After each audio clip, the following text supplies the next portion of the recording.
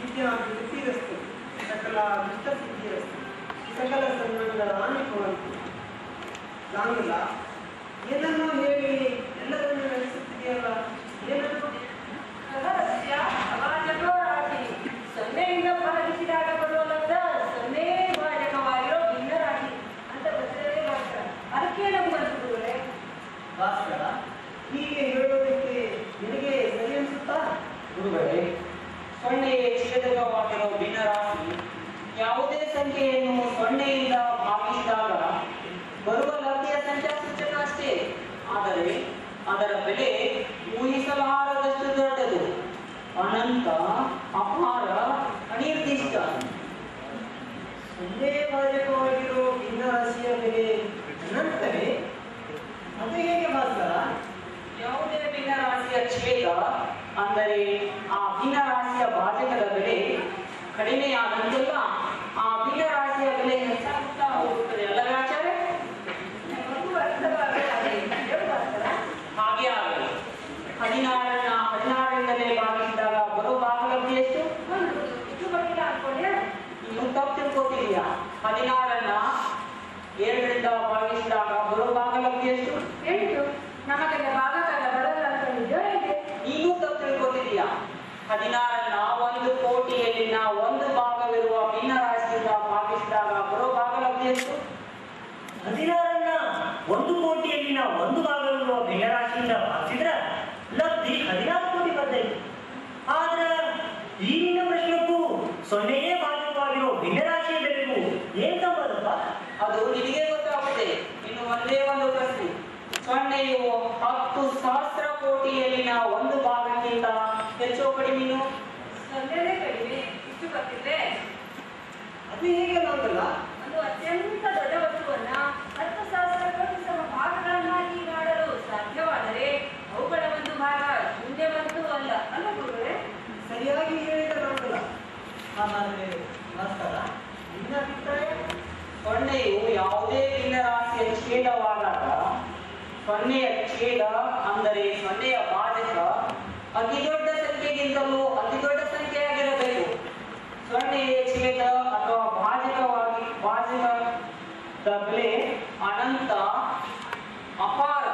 ಆದ್ದರಿಂದಲೇ ಸೊನ್ನೆಯ ಛೇದಕ ಅಥವಾ ಭಾಜಕವಾಗಿರುವ ರಾಶಿಯ ಬೆಲೆ ಅನಂತ, ಅಪಾರ, ಅನಿರ್ದಿಷ್ಟ.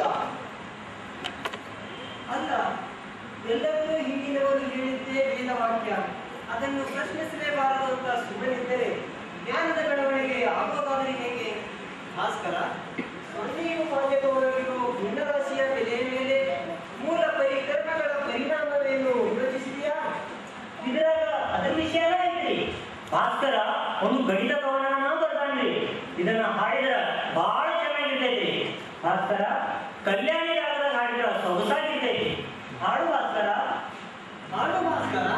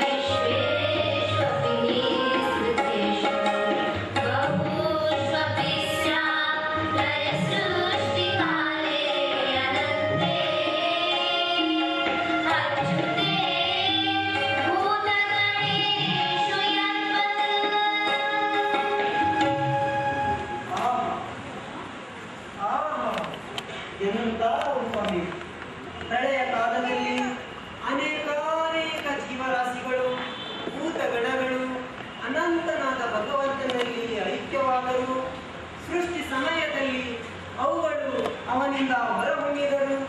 ಹೇಗೆ ಅನಂತನಾದ ಭಗವಂತನಲ್ಲಿ ಯಾವ ಪರಿಣಾಮವೂ ಬೀರುವುದಿಲ್ಲವೋ ಹಾಗೆಯೇ ಸೊನ್ನೆಯು ಭಾಜಕವಾಗಿರುವ ಭಿನ್ನರಾಶಿಯ ಬೆಲೆಯ ಮೇಲೆ ಎಷ್ಟೇ ದೊಡ್ಡ ಸಂಖ್ಯೆಯನ್ನು ಕೂಡಿದರೂ ಅಥವಾ ಅದರಿಂದ ಕಳೆದರೂ ಅದರ ಬೆಲೆಯಲ್ಲಿ ಯಾವ ಬದಲಾವಣೆಯೂ ಬೀರುವುದಿಲ್ಲ.